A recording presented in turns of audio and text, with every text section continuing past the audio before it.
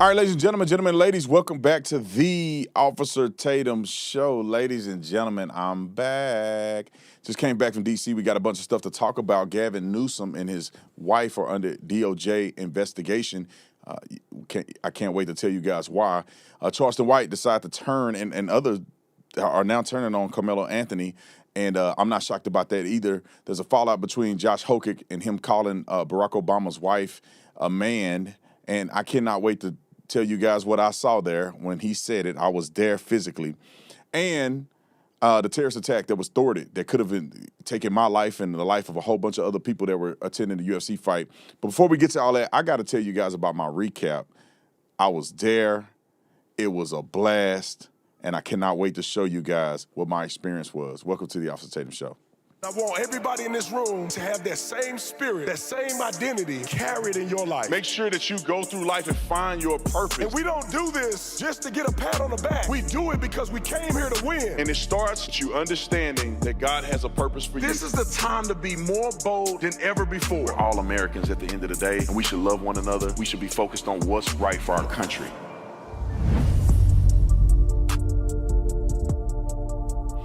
Ladies and gentlemen, ladies, welcome back. I'm going to give a special shout out to all the people who are members. Thank you for the members, rookies all the way up to deputy chiefs. I love you guys. I appreciate the support, and you guys are just growing by the day, and I love it.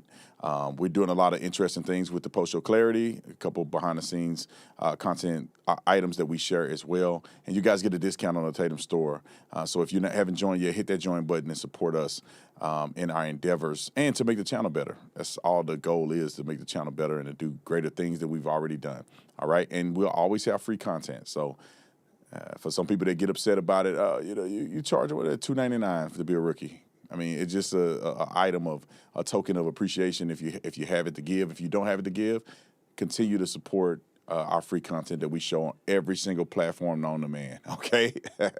I want to give a special shout out to Belmont in North Scottsdale, one of the best restaurants in Scottsdale, Arizona. Join me on Sunday, June the 21st. We're going to be there to celebrate Father's Day. So all you fathers, come out, show up there. It is a Verdict event. So Verdict Bourbon Sugar Old Fashioned, a brown sugar Old Fashioned is going to be on the menu. Cowboy Ribeye is going to be on the menu. And we're going to have a caramel bourbon cheesecake that's going to be on the menu, and it's going to have some special Verdict touches to it. So come join me. Have an incredible time. They're going to freaking book quickly. They're already a busy restaurant, so you're not going to be able to get in if you don't hurry up and go on Open Table and get your reservation today. Belmont Kitchen and Cocktail. Make sure you show up there at North Scottsdale on Father's Day, all right? And I want to give another shout out to my producer. He has an incredible show. It's audio only right now, but it is crazy. If you love crazy funeral stories and stuff that you ain't never heard before, you gotta go and download this. We'll put the link in the description section. It's called My Funeral Home Stories, and I'm telling you, I want to hear from you guys. Grant does an incredible job at presenting some of these stories in a way in which you have never heard before, and they're gruesome, and they're crazy. This should be a Netflix series, to be quite honest. So all you got to do is hit the link in the description section. Go and join and watch. I cannot wait to hear y'all's feedback. Make sure you comment. I think you can comment on the podcast and let us know what your ratings are of his storytelling, which I think is amazing. Maybe I'm biased. Go check it out. All right, we got to get to my experience at the White House. Let me start with this. The UFC 250 Freedom Fight was the best, most patriotic event that I've ever seen in my life, that I've ever been to, and it was the best UFC fight that have ever existed. This was the craziest, most patriotic. Everybody was there. It was an incredible time, not a drop of rain, Donald Trump's birthday. It was amazing. Forget what these fools on social media say about it. Forget what the pundits say about it. Even conservatives, they were mad because they wasn't there, so they hating, and they saying all this crazy stuff. I was there. I watched every fight. I had a chance to talk to Trump, all of the above, Zuckerberg, everybody was there. It was amazing. And I'm going to show you some clips from me there. I was in D.C. walking around, talking to people, going to memorial sites. It was absolutely incredible. I met this gentleman here and this young lady. We were going and doing a tour of the Lincoln Monument, and it was incredible. People were coming up to me left and right. We got a few videos of it. My wife was being my videographer. and I was doing podcasts with people. People were that guy right there was a black guy in a bread truck saying what's up to me. I did an interview with Epic Times and some of the young guys that were there. And one of my favorite moments while I was walking around, it was two favorite moments. One was at the Lincoln Memorial. If you've never been there, this is an incredible monument. That statue is massive. And the writings of Abraham Lincoln was tremendous.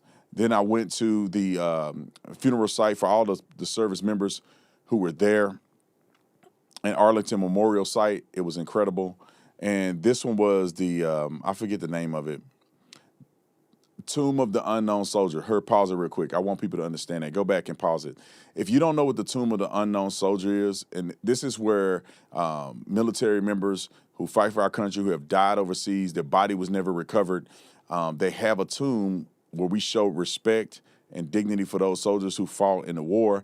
And they literally have a person that you can see right here in the video that literally guards the tomb.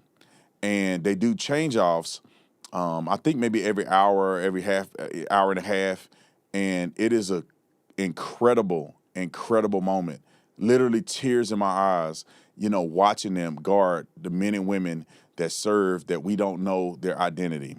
And there was 400,000 of them on the graveyard and tombs as far as the eyes can see.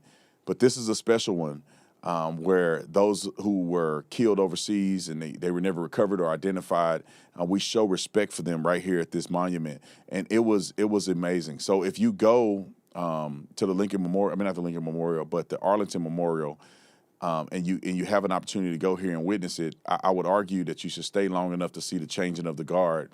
And literally rain, sleet, snow, hail, tornadoes, it doesn't matter. There is always someone there guarding the tomb, and it was an amazing experience. And then we move along to, and I think this is Kennedy's grave site, and it's Kennedy, his wife, and I think their children. I think one died in utero, and they have them buried there. There's a fire that burns there 24 hours a day, 7 days a week. It was absolutely a tremendous experience. And I experienced a whole bunch of other stuff. As you can see, I'm here at the Lincoln Memorial, and I want to make a shirt. Y'all let me know in the comment section if I should make a shirt for this. Every time while I was walking there, all I could hear in my mind is America, F yeah. Now the other word is what I was thinking, but I need to make a shirt. Very proud American. I love this country. I love the founding of this country. And I'm going to play a clip from me just explaining what Abraham Lincoln wrote. And this is on the wall. They probably wrote it in cursive, but they did it in regular English type. And this is what the country was founded on. Roll the clip. I feel like it's very important for me to describe this because a lot of people don't understand what Abraham Lincoln wrote. And this tells you in explicit terms that we are a Christian nation. It was built on Christianity and faith in God. Every articulation of what we believe, what we stand for, is in the living God. And people think there's a separation between church and state. The separation is that the state gets out of the church's way. But there's no separation from the church being introduced into legislation and what our founding was all about. So I hope that people understand this and come look at this memorial and not just think about slavery or think about the abolishment of slavery. Think about the reason why we believe that the slavery should be abolished. We're a Christian nation. People should never forget that. And if you just somehow forget it, go down to D.C. and do a tour. Don't go a woke tour because they're going to lie to you about everything.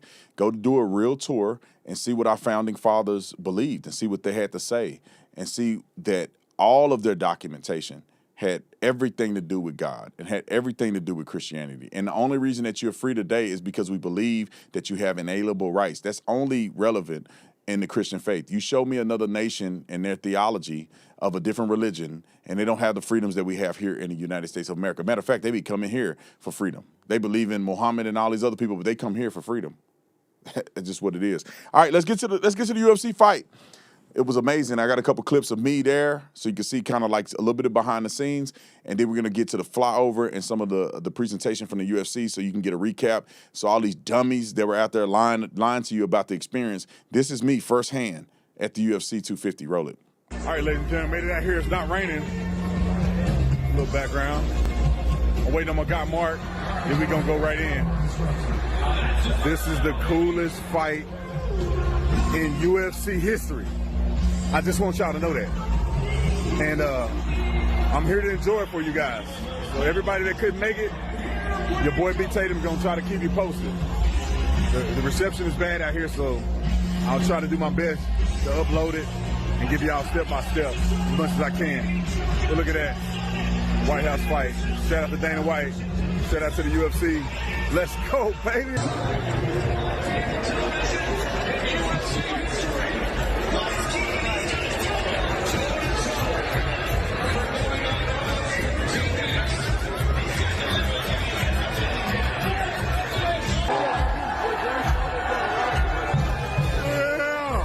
Pause it real quick.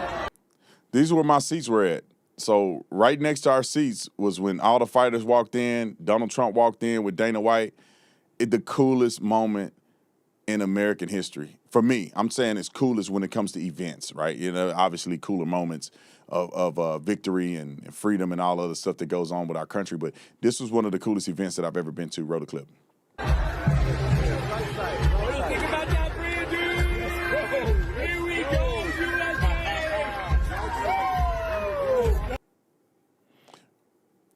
Look like it says 28 seconds left on the clock. Is that oh, it's a little bit part. It's a little superfluous content. But I showed a little glimpse of it. Let me show y'all, if you missed the UFC fight, this is what you missed. Roll it. Oh, say does that star-spangled banner yet wave?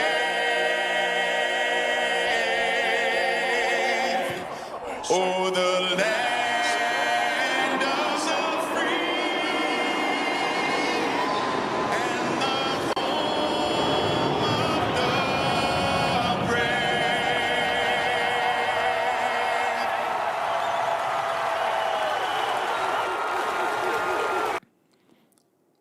I'm telling you, the most patriotic thing I've ever seen. I've never seen that many jets flying next to each other a day in my life. And initially, Dana had told me that because of the weather, they may not have been flying over. So it was a complete surprise to me and everybody there. And it was beautiful and patriotic. Now, here's a couple of the entrances, I believe, at the UFC fight. Roll it.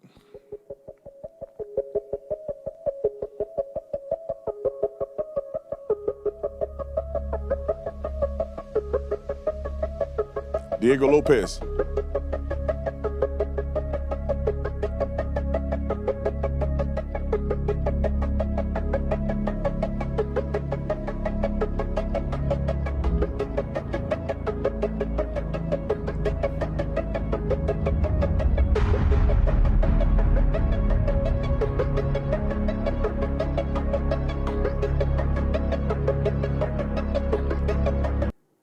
Now, we have a lot more entrances, but you got to watch them on Paramount+. All right, let's get to some of the fights highlights. I'm just got the highlights. It's from the UFC, and being there watching this was crazier than you see on TV. And a lot of the Americans won. Sugar Shane won. Bo Nichols won. I mean, you name it, they won. And Gaethje at the end was incredible. Let's watch it. 1, 2, sleep. I see you, Sugars. I see you, Sugar. Sugar from Peoria, Arizona. All right, look at Bo. Hand out of range on the last offering. The kick partially gets home. Oh! That's a huge right hand. Doc is covering up. Big elbows. Wow. Do it. All right, keep going. See Hoopy measuring two Hoopies. Oh, another one. Oh! Chandler nearly out on his feet. He goes down. Big right hand. Beltran stops the fight. Mauricio Hoopy yet again. Lighting him up in D.C. It's the only fight that went the distance for Hogan. Combination punches by Hogan. I mean, they're moving at two totally different speeds.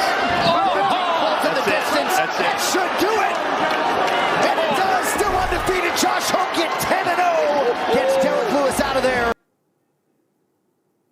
Yeah, Herb Dean. Oh, he's on wobbly legs. Herb Dean don't want to stop the fight. He's in. That's it. Zero gone! Now the two-time UFC interim heavyweight champion. Whoa!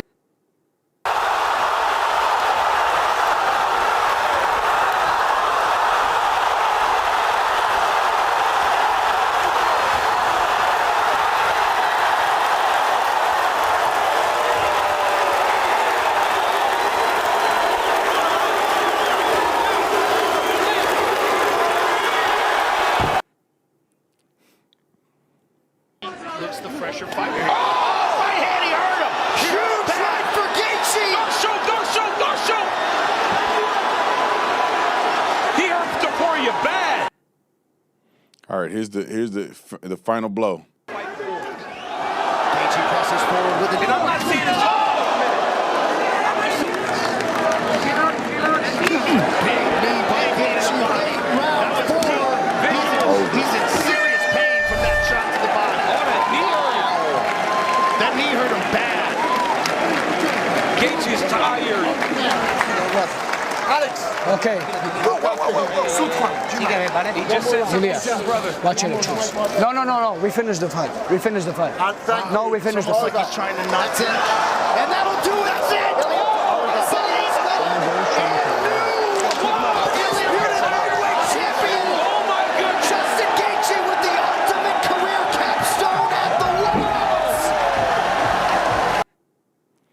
Now, let me explain Gaethje real quick. I just want y'all to see. That was one of the most tremendous performances that I've ever seen at UFC.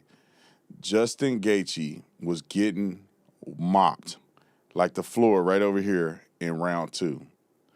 But the perseverance that Gaethje showed is the exemplification of the American experience. He fought back. He fought hard. He destroyed that guy. And he won, and it encapsulated the entire event with an American finishing the fight of a guy who was 17-0. And Justin Gaethje, shout out to you, my man. All right, let's talk about the controversy, because I know people want to see me talk about Josh Hokic. Let me play the clip that he did, and then I'm going to talk about it. Roll the clip. Hey, shout out to Trump for having the balls to put some like this on. And if I'm gonna say anything, there's only one person more incredible than the Incredible Hulk, and that's my Lord and Savior, Jesus Christ. Now listen, Alex Pereira, I want a shama on your mama. And lastly, Michelle Obama is a man. Am I right, America? Ladies and gentlemen, Josh Hokic. All right, so anybody with a connected brainstem can see that Josh Hokic he just puts on a show. He says all this crazy stuff. These things land very, very well in other audiences. I was there. People did not like him saying that. You know, Donald Trump, I think, took the thing off when he said it. Donald Trump does not stand by any of those comments. It's a one fighter that decided to say it. I don't really like that he said it at that venue. If he was at the UFC in Vegas, the crowd would have roared. Everybody would have had a good time. That's who that guy is.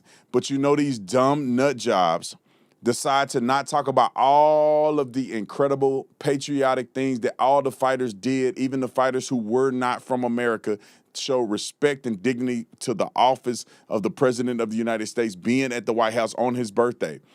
But you know, the dumb knuckleheads had to make a thing out of Josh Hokic. The MAGA Republicans and people that were there were not supportive. It was a couple people cheering a little bit, but most people thought it was off-putting. And I wish he wouldn't have said it, and I think it was wrong to say it in that venue. He has a right to say whatever he want to say, to do say the craziest things that you ever hear in your life, but that was the wrong venue to say it. And that has nothing to do with Donald Trump. It has nothing to do with the UFC.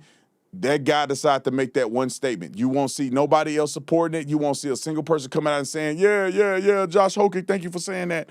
And I don't blame him, because that's his persona. But the dummies got to act like he just shot somebody. Roll the clip. There was also one fighter who used his victory speech to make a derogatory slur against former First Lady Michelle Obama. Derogatory. Hold on, time out. Is derogatory a word? I thought it was derogatory. Maybe it's a new word that just came out. Derogatory. I don't know. We're going to look it up, because I don't think she knows what she's talking about, but I could be wrong. Finish the clip. What did you make of yesterday's event? I do want to address the derogatory slur made about the former First Lady Michelle Obama, because I think it's important to address.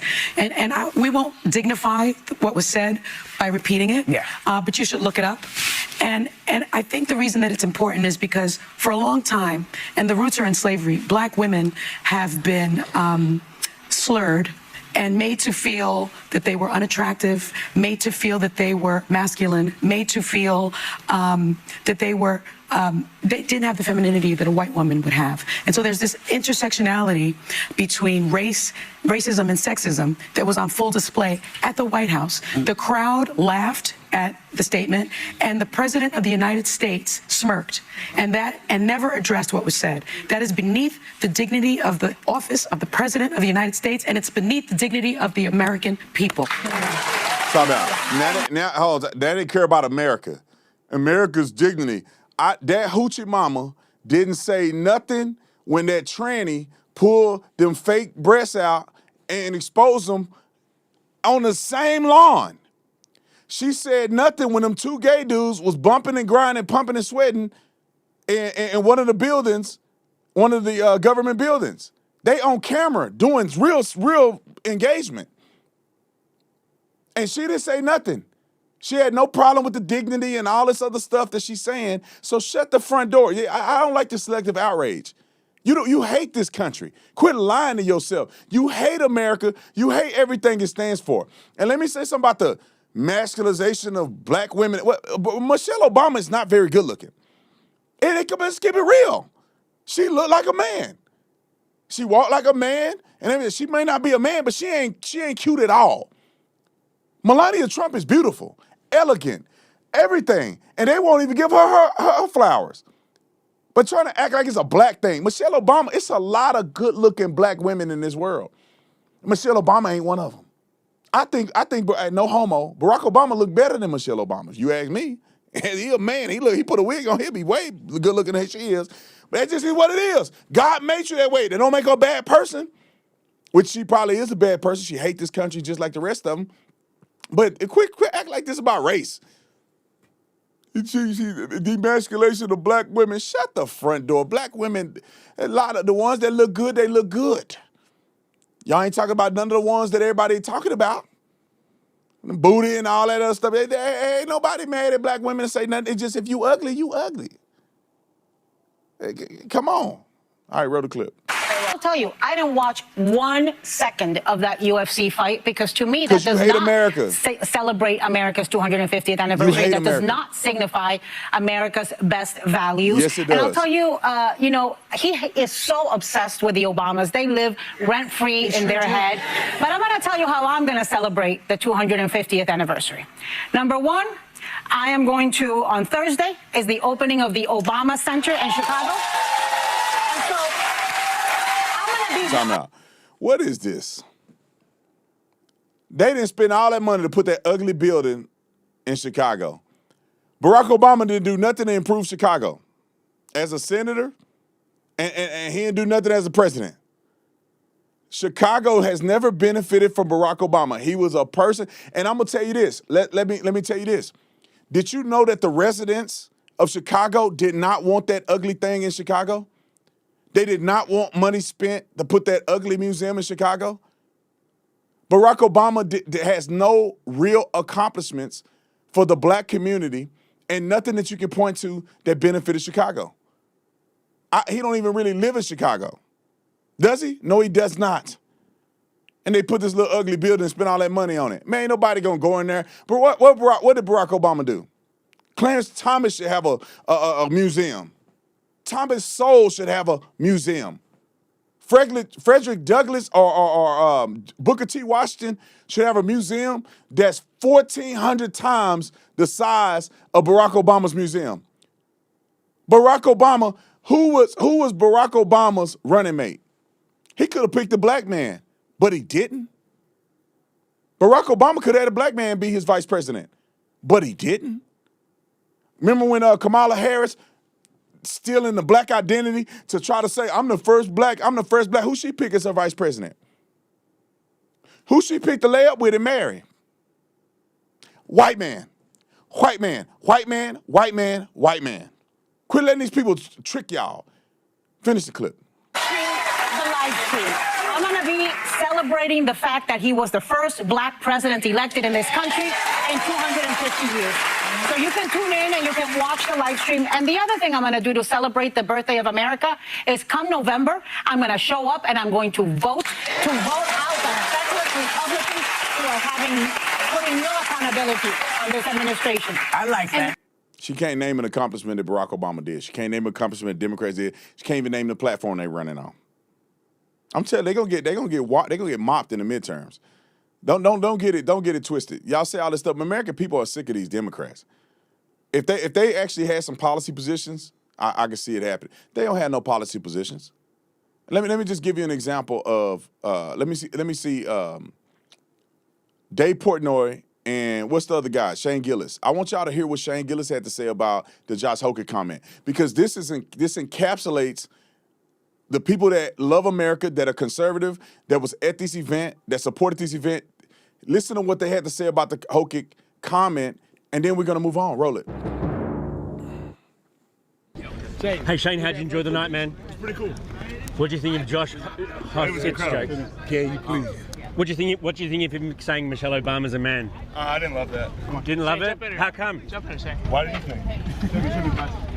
A lot of people have said the opposite. That's why I don't like that. Trump's job.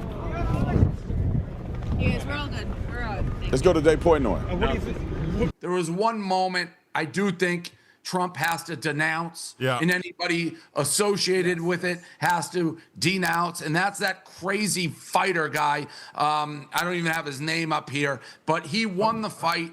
He took the microphone and he made a derogatory comment about Michelle Obama. To me, that on the White House lawn. Now, these are UFC guys, all right? They're crazy. They're idiots. You have Sean Strickland, who's one of the craziest people of all time, to the point you can't even pay attention to what he says snuck in. But when you have that on the White House lawn, on an event you put down, I don't care what you think about the Obamas or anything, that has to be an immediate denounce. Like, wrong, doesn't speak for me. I have no problem with the event.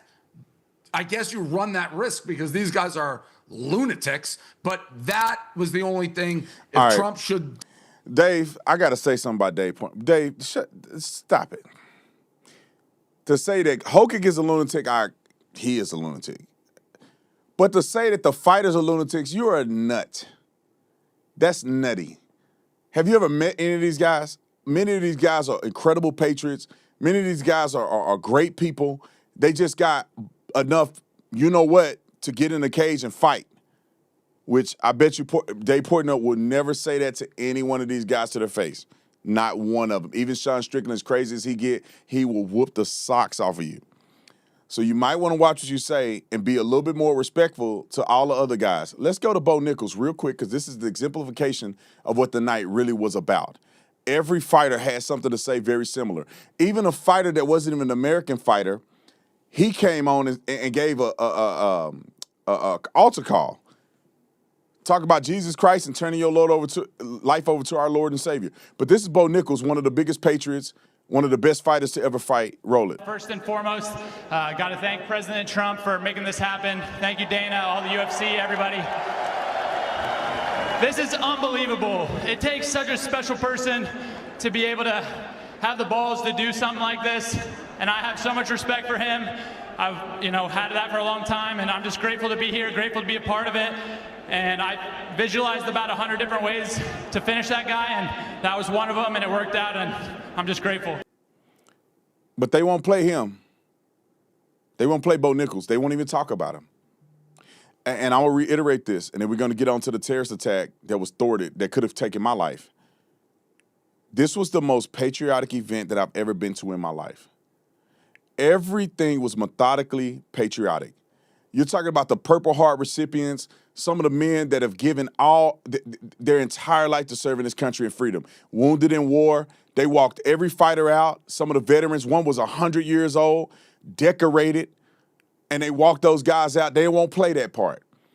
Between every fight, there was a mention in a short film that depicted the history and the legacy of the greatness of the United States of America.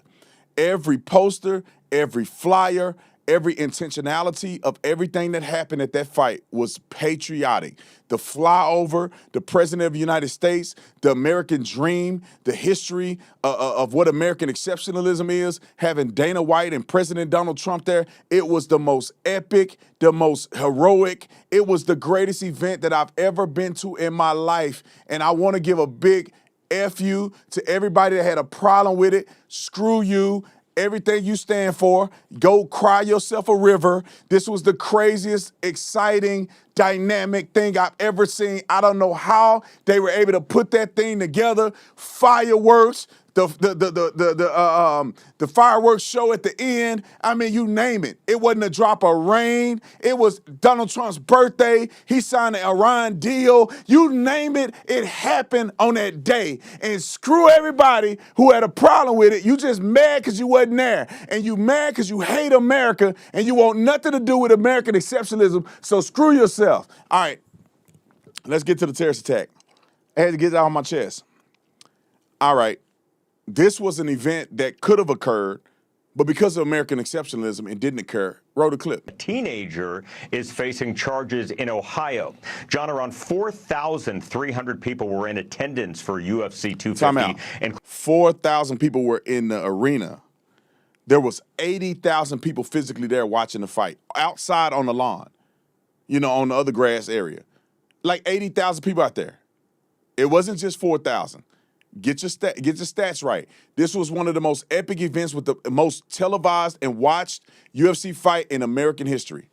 All right, now I got that out the way. Go ahead. Including 1,200 service members. Investigators tell Fox the alleged plan was to use an explosive-laden drones to hit buildings near the event, which could force a mass evacuation and steer crowds towards a pre-staged sniper team. A, quote, second wave was allegedly planning to storm the White House. One suspect allegedly told investigators the goal was to target, quote, capitalist elites or billionaires or politicians who received donations from the American-Israeli Public Affairs Committee, known as AIPAC. Now, in Ohio, a 19-year-old named Tyson Proper, according to multiple sources, was taken into custody. He allegedly spent $3,000 of his graduation money to purchase ammunition, guns, and magazines for the alleged attack. $3,000 of his graduation money while $100,000 in debt. He probably should have put that on the student loans. I'm going to say this. The baddest mother on planet Earth were kitted up at this fight. They had no chance. The snipers from the Secret Service and other tactical groups from the United States military or the United States government were there ready to deploy. I was blown away at the caliber of people that we have in our government. Now, they wouldn't let me take pictures because they were on duty. The baddest, if you envision superheroes, them dudes, I ain't no homo. These dudes were big, fit, athletic, and ready to go. They had the AR-15, everything, goggles, everything. These are the baddest I ever seen in my life. And these little weenies on here thinking they gonna do that. And the funny thing is they talk about AIPAC, and this is the thing. These people are radicalized. And if you don't think that people are radicalized and anti-Semitic, you're out of your mind. This is radicalization. They wanted to kill elites that get money from AIPAC. Every person in government or every person running for office got some money from AIPAC. Why they don't go target the leftists? Because they're evil devils. Roll the clip. In California, two men, Brian Roa and Michael Allen Thomas, were arrested and, as I mentioned, appeared in court yesterday. Authorities have 23 people on the list as part of a potential network of alleged plotters. And there is more. Investigators uncovered encrypted chats on cell phones where people allegedly discussed attacking the UFC event. And one of the people in the chat identified some 23 users discussing what's called pre-operational activity. And some, John, allegedly planned to travel to Fredericksburg, Virginia, just south of Washington, D.C., a day or two before the fight to prepare for the alleged attack. And I hope they burn in hell, and I hope they get the death penalty. The plot and plan of attempted murder on 80,000 people, you should get 80,000 counts of attempted murder. And they should go to prison for the rest of their life and die there in shame. No mercy. They had people from January 6th just walking through the thing. They even put them in jail for years. It makes me upset because I feel like that The View won't talk about these idiots because they love it. They want us to be killed. Anyway, it makes me mad. Roll the clip. This is J.D. Vance. Why do you think they're telling us this now, and what's your reaction? Well, I think they're telling us because the scale of the planned attack is so significant, and I think it's important for us to be as transparent as we can be about these ongoing investigations. We want to tell the American people what's going on, of course, but I actually just heard about it this morning myself, and so this is very, very dark stuff. And unfortunately, we were talking about this a little bit off camera, but this is what happens when people turn the rhetoric up so loud that disagreeing with somebody is a cause for violence. That's the place that we've come to, unfortunately, with too much of our political rhetoric. We got to tell everybody to tone it down. And I hate to say this, but it's true. You see more political violence and violent rhetoric coming from the left than the right these days. Everybody has a role to cut this stuff out. But I think a lot of my Democratic colleagues in Washington have got to look themselves in the mirror and say, why is so much of this political violence coming from our side of the spectrum? Maybe they can do something different. Well, Mr. Vice President, this is a clear escalation. We know about the president, attacks against him, you and the rest of the cabinet, those threats are public. Yeah. But this is going after the supporters. The people that were on that line was UFC, MAGA supporters, and they were the target here. Yeah. Well, and thank God this attack was apparently thwarted or never got to the point where it was carried out. I mean, the event was so amazing, the sense of patriotism, the pride that everybody felt. It was a very fun evening. So this could have been a very terrible tragedy, but it goes to show why we have so much appreciation for the guys who keep us safe and for federal law enforcement, because these are the types of attacks that they're preventing every single day. As you guys know, they don't get the credit for the attacks they prevent. Right. They only get the blame for the attacks that actually happen. And so I think it's important for us to recognize that for every bad incident, there were 100 bad guys who are trying to do something worse. And thank God we've got smart and good people protecting us. Yeah, I'm also glad, man, because I was there, could have been a victim of something crazy because people don't like the UFC or they think Jews are... Y'all still talking about Jews, man? Like, that's the thing that bothers me the most. Y'all still talking about Israel and Jews? I'm the biggest Zionist on planet Earth, man. I ain't talking. What we need to talk about? I'm not an Israeli. I'm an American. Why y'all still hating on Jews? God dang. Can y'all let this go? APEC. Y'all ain't saying nothing about Qatar giving $1 trillion to the United States of America, spending hundreds of billions of dollars in universities. But the little Jews, the little place in the Middle East where they got a couple Jews over there. And then the Jews that live in America. And these Jews don't even agree with each other. I would argue most of them are like black people. They leftists. Can y'all start talking about Jews in Israel? When I'm not even talking about them, y'all definitely shouldn't be talking about them. Gavin Newsom, let's put him on the chopping block. Gavin Newsom and his wife is under investigation. Are you shocked? I'm not shocked. Look at what they doing. Roll it. From California just about an hour ago now. No comment to Fox from the DOJ as of this hour. A source there saying that there are several investigations into people around Newsom, including his wife and his former chief of staff, and they originate from whistleblowers. Fox News asking for clarity out of Newsom's office around what he means when he says the DOJ is demanding records. That has not been defined. We'll update you as soon as we get more word on that. Keep going. In recent days, federal agents have knocked on the doors of family, friends, and former employees. Not because they found a crime, because they're simply trying to find one. They're demanding records. They're abusing the grand jury process, digging through years and years of random documents. Donald Trump isn't just coming after me because of my mean tweets. He's coming after me because I'm considering running for president. Because he hates that I've consistently called him out over and over again for his lies and deceit. Donald Trump is simply the most corrupt president in American history. He's turned the levers of government into his own personal power ministries to reward cronies and to try to jail his opponents. Time out. His personal attorney. He tried to jail opponents. None of y'all went to jail yet. So he either ain't doing it or he ain't doing a good job at doing it. Because y'all are corrupt and you know it. Look at how you manage in California. Look at all that homelessness corruption. The freaking what does it call it? The train to nowhere. That y'all spend billions of dollars of taxpayer dollars.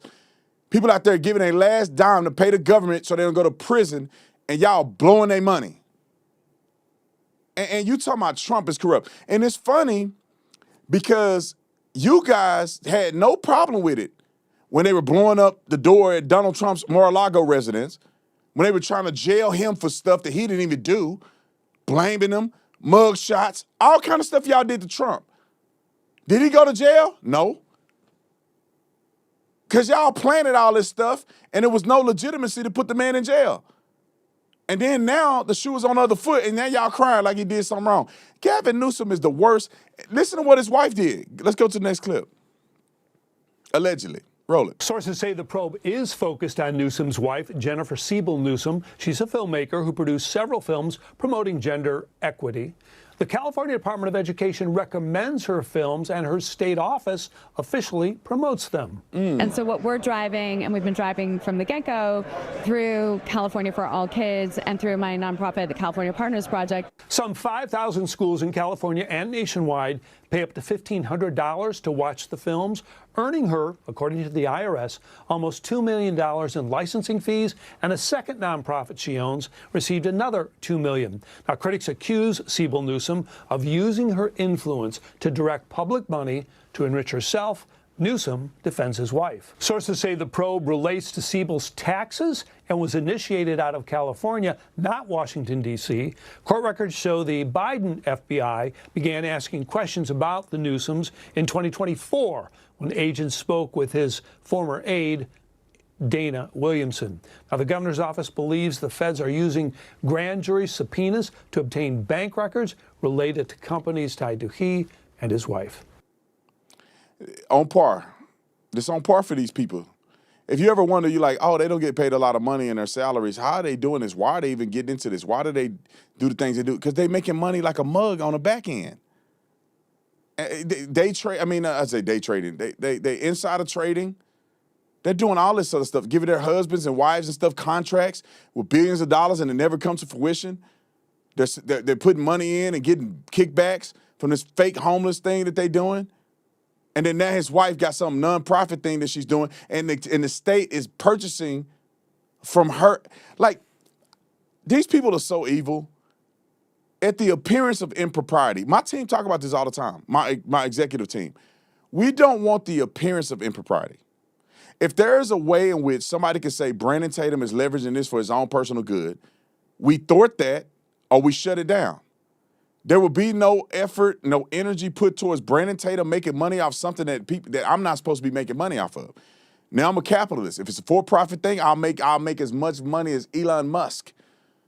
But anything outside of that, I'm not finna force the government, while I'm in government, to pay for something my wife doing. And I'm making money off of it. It's evil. And that's why Gavin Newsom will never be the president of the United States of America. He's crook. He's a crook and he's corrupt. Roll the clip. Who's been fantasizing about running for president as long as Newsom has, would be reckless enough to not have crossed every T, dotted every I, particularly knowing that Donald Trump weaponizes his government against his enemies and would not have, been very judicious about things like tax filings of him and his family. You're saying that you find it hard to believe that Gavin Newsom hasn't been or wouldn't have been reckless? Their taxes are publicly available. I think his years of personal judgment would indicate otherwise. Anybody in our politics hasn't been reckless. I mean, there are plenty of instances of people not crossing their T's and dotting their I's. What are you talking about? That fool, while he was in office, running for office, slept with his, I think it was his chief of staff's wife or his campaign manager's wife, banging the campaign manager's wife, cheating on his wife. What, I don't get it, bro. And I'm gonna get to the next topic here in a second. I'm a married man. I love my wife. Beautiful person inside and out. What will make a man with a platform like his running for office have the arrogance and pompousness, if that's a word, for him to cheat on his wife in such a public way? You can't keep your Johnson in your pants long enough not to cheat on your wife in front of the world while you're running for one of the highest and most respected offices in the land, to cheat with your campaign manager's wife. That dude is your homeboy. That's your ride or die. And you can't stop trying to sleep with the man's wife and cheat on and ruin your family. Same thing with Hunter Biden, cheating on his brother died from brain cancer, and he's hitting his wife, his widow, and getting us to smoke crack with him. I don't understand how that's possible. As a man that allegedly has integrity, how could you do that? All right, let's get to Charleston White. Oh, let me tell you about the Tatum store. I almost forgot. Y'all blowing their merch up. I think we're getting ready to run out. If you want some 250 merch, go to tatumstore.com, tatumstore.com. We're running out, I'm telling you. And you got to get it before July 4th because you want to wear this. This is one of the examples of some of our merch. National champs since 1776, 250. We got some other cool ones on the website. We got hats, everything. So go on there, get you some 4th of July merch. You got to get it now so we can ship it to you before 4th of July so you can wear all your merch and be excited about the great things of the United States of America. We've had over like 500 orders. We're getting ready to run out of this stuff. So it's not endless, and you definitely want to get it before 4th of July. So we'll have it ready for you. Tatumstore.com, tatumstore.com. Go and visit the store right now. All right, my last story of the day, we're going to go to Charleston White. Charleston, he called me on the phone. So I'm going to give him a break here. I still got a report on it, but he called me on the phone. He told me some damning things about the Carmelo Anthony's family. Now, I'm not going to say what he told me on the phone. I'm going to let him say his own stuff, and he said it in part in one of these videos. But this is an example of how people are starting to turn on the Carmelo Anthony's family. This is Charleston White in support of the Anthony family. Then watch him turn. Roll it. We already got the money set aside for appeals bond. Why? All white jury, the judge and the DA are buddies, along with the dad, best friends. That's been our trump card. We already knew that. God has spoken, and you cannot make me believe that as many gray-haired white women on that jewelry that's dealing with white guilt about going to heaven is not going to have no compassion about a kid that's been straight A from the time he's ever read a book in school, has no history of violence, has saved children's lives by risking his own life by jumping in to save somebody from drowning. This kid has no violence. Austin, on the other hand, is a violent brute with some sexual rape allegations hanging on his ass. That's why they coerced him. A few moments later, roll it. I am removing myself from the Carmelo Anthony's case. I am no longer involved with the family. And here's why. I was starting to feel like I was being used for my influence and my connections and resources. When I tell you we raised over $1 million one day, privately, quietly, they wanted to start another GoFundMe. I said, no, I'm not doing the GoFundMe. They wanted to know, after we pay for the pill, will the money go to them? No. The extra money don't go back to you. It goes back to the people who gave it. It don't go to nothing else. The money is for the pill. His daddy in the way. I don't like weak, I hate weak men. I'd rather stand with a strong daddy like that meth cap man than his black weak father trying to play victim. Now, your son's still living. Hug him, send him some books to read. I got the money, let's start to work on the pill. Anything else don't make sense. What's wrong with you? And I'm telling the say, homie, everybody believe you playing for the money, nigga. And I'm starting to believe you using me for it. You want to get the money, but then disassociate yourself from me? I'm here for that boy. I'm here for your son, nigga. And if this money don't go directly to your son's appeal, you don't get this money. We sent it back. But What's right is right. And if we're doing an appeal, the money goes to appeal, not House bills. Not House bills. Now, let's put this in perspective. I might have Charleston come on my show and talk about this and disclose whatever he want to disclose. But when he talked to me on the phone, he told me a lot of other stuff that drew concern for him. And none of this stuff should have happened. Carmelo Anthony's family should have never pulled a race card. And I'm not in favor of him killing nobody because I think it's wrong. I do understand young people are stupid and they do stupid stuff in the heat of the battle and they're not thinking properly and they're not thinking about the consequences. A 17-year-old Brandon Tatum is not a 39-year-old Brandon Tatum. And so I'm not arrogant enough to act like I was so perfect and I didn't have violent tendencies in my mind. It just, I never had the opportunity. Now, I wasn't going to bring no knife and stab nobody. I'd throw the hands on people. But they should have just kept it like this, and that boy would have never did 30-plus years in prison, even though I think he deserved to go to prison for a very long time for killing somebody. But what they should have done is they should have took a plea deal, like I said at the very beginning. They knew that boy. Anybody with common sense will tell you that he's wrong, he's wrong, he's wrong. According to the law, he's going to go to prison. There ain't no getting out of jail free card from what he did, what he said he did, and what the witnesses were going to say he did. He should have just taken a plea, did 8 years in prison or 10 years in prison, then he'd be on with the rest of his life. Also, they shouldn't have went with the race card. You could have just made it about two young boys getting into an altercation that was incredibly unfortunate and framed it. From what I hear, that kid is not really gangster like that. He one of these kids that get online and want to act tough and put the guns in the videos and do all that stuff because they think it's cool to be gangster. I used to think that same way.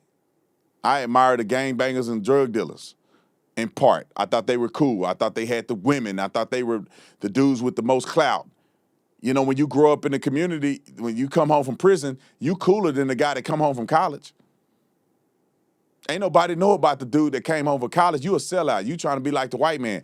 The dude that come home from prison, you got street cred. You a gangster in these streets. And when you got that ignorant mind, listen to all that stupid music, you start believing that to be true. And they should have came out and not did it about race and did it about a kid that was not mentally there and thought that was the right thing to do at the time, and he's guilty, and he should apologize and all that. They should have went with that. They should have joined with the Metcalf dad at that memorial press conference. They should have had his dad. They should have hugged and did all that other stuff, because then if you are skeptical that the jury may be tainted, you will paint a different picture for Carmelo Anthony. That Carmelo Anthony is come from a good family, a family of remorse. They know he was wrong. They want to unite, black and white. Let's unite together. Both of our kids lost a lot in this incident. They should have did it, but they wanted to be about race so they can raise money and play the victim, because that victim stuff don't work on people no more. It's not 2020. There's no George Floyd no more. We done already caught onto that grift. They should have made that boy take the stand and had him cry and do whatever he need to do on that stand to humanize him. But these people, in my opinion, are looking for get-rich-quick coming-uppins. They want to come up off of that boy's death. His own family, in my personal opinion, was, and I think they were misguided. But these other fools that be joining in and want to be social justice warriors, then got that boy sent to prison for 30-some years. Now, you reap what you sow, so if he got 30 years, he got 30 years. All right, ladies and gentlemen, I love you guys. I appreciate you guys.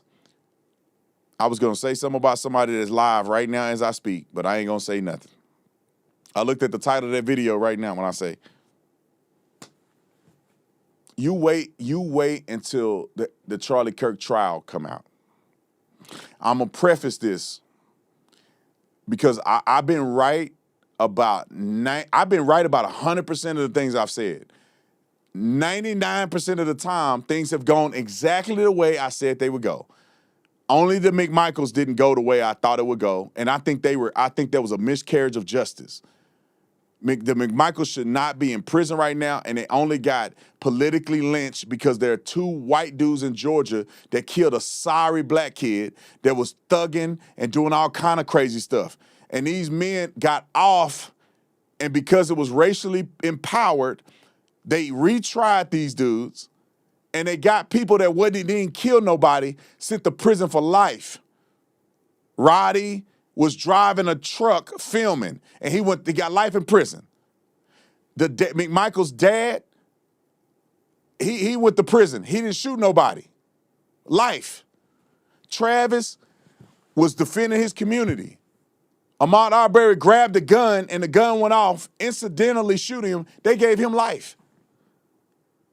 That was the biggest miscarriage of justice that I've ever seen. And let me preface it with this, because I want people to know and you understand that I'm clear about everything that I say. The verdict was correct only because the jury instructions were presented in a way in which they could only charge these men. It was not appropriately administered. It was a miscarriage of justice. They should have gotten an appeal and got a retrial. The judge gave them jury instructions that only had one outcome, and that was the outcome that the mob wanted. They stood outside the courtroom, and they had caskets and threats against the jurors, and they let this happen. It's wrong if they were black. It's wrong if they were white. It's wrong. They in prison forever because of political expediency. Anyway, for those of you who joined, who are officer rookie and above, or rookie and above, join me for the post-show clarity. I got a lot to talk about. I'll see you on the other side.